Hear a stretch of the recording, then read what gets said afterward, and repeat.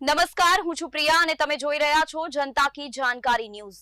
નજર કરીએ આજના સમાચાર ઉપર। માંગરોળ પાલિકાના પૂર્વ કર્મચારીનો પગાર લેણું ચૂકવવામાં પાલિકા તંત્ર નિષ્ફળ જતા ડિસ્ટ્રિક્ટ કોર્ટે દ્વારા પાલિકાનો માલ સામાન જપ્ત, પાલિકાના ટેબલ, પંખા, પ્રિન્ટર સહિતની વસ્તુઓ જપ્ત કરાતા ખળભળાટ મચી જવા પામ્યો છે। સમગ્ર ગુજરાતમાં પ્રથમ બનાવ બન્યો। કર્મચારીના લેણા મામલે ઓફિસનું માલ જપ્ત થયો હતો। આ મામલે પાલિકામાં ભાજપ બીએસપીની નિષ્ફળ સરકાર હોય, ચીફ ઓફિસર સમગ્ર મામલે અજાણ હોવાની ચર્ચાએ જોર પકડ્યું છે। રમેશ અગ્રાવત નામના કર્મચારીને 2008માં તાત્કાલિન પ્રમુખ ઇકબાલભાઈ છાપરાના શાસન દરમિયાન સસ્પેન્ડ કરાયા હતા। ત્યારબાદ ફરી પાલિકામાં લેવાતા કોર્ટના હુકમ પ્રમાણે પગાર આપવા જણાવ્યું હતું।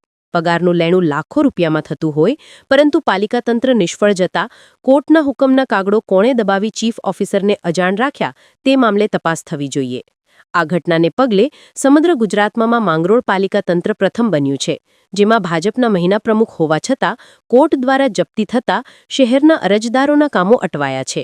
આ ઘટના બાદ શહેરમાં કુતૂહલ સાથે પાલિકા તંત્રની હાંસી ઉઠી રહી છે। રિપોર્ટર વિનુભાઈ મેસવાણિયા।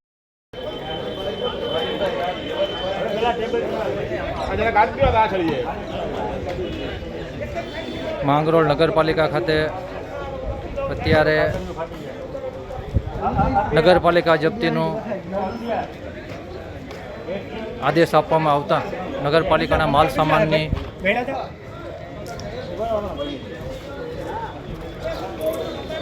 જપ્ત થઈ રહેલ છે।